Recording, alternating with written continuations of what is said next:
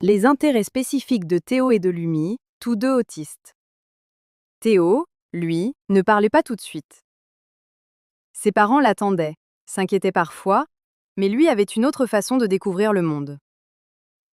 Il passait des heures à observer la lumière du soleil traverser les vitres, à écouter les moindres sons, à remarquer des détails que personne d'autre le voyait. Son monde était fait d'images, de couleurs et de sons. Lumi, en revanche, avait commencé à parler très tôt. Ses phrases jaillissaient vite, pleines d'idées et de curiosité. Elle posait 1000 questions, cherchait à comprendre comment les choses étaient reliées entre elles, inventait des histoires avec des mots compliqués. Son monde était fait de thèmes, de concepts.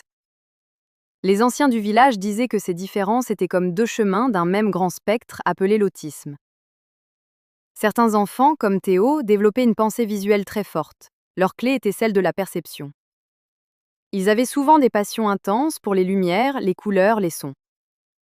D'autres, comme Lumi, avaient reçu la clé des mots.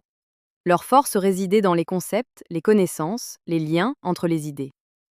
Au fil du temps, leurs passions grandirent. Théo pouvait passer des journées entières à observer le mouvement de l'eau, à comprendre comment la lumière changeait de couleur dans chaque goutte.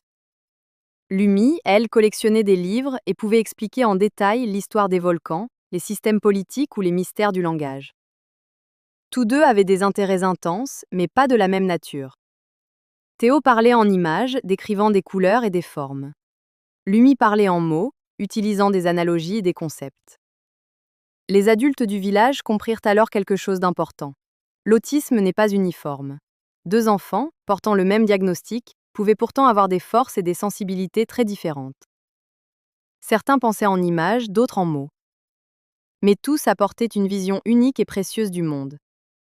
Et l'histoire dit ceci. Le spectre autistique est comme un immense arc-en-ciel. Chaque enfant y brille d'une lumière différente. Pour comprendre un enfant autiste, il ne suffit pas d'écouter les mots qu'il dit, ou d'attendre ceux qu'il ne dit pas encore.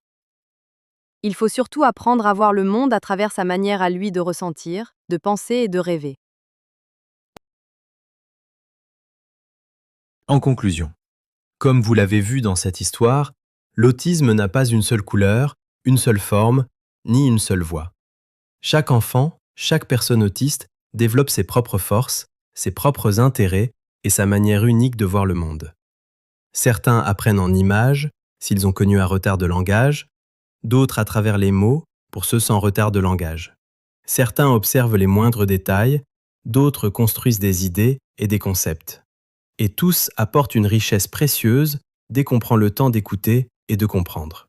L'important n'est pas de comparer, mais de reconnaître cette diversité comme une force. Car au fond, chaque personne autiste a un éclat singulier, et c'est en rassemblant toutes ces lumières qu'on voit toute la beauté du spectre.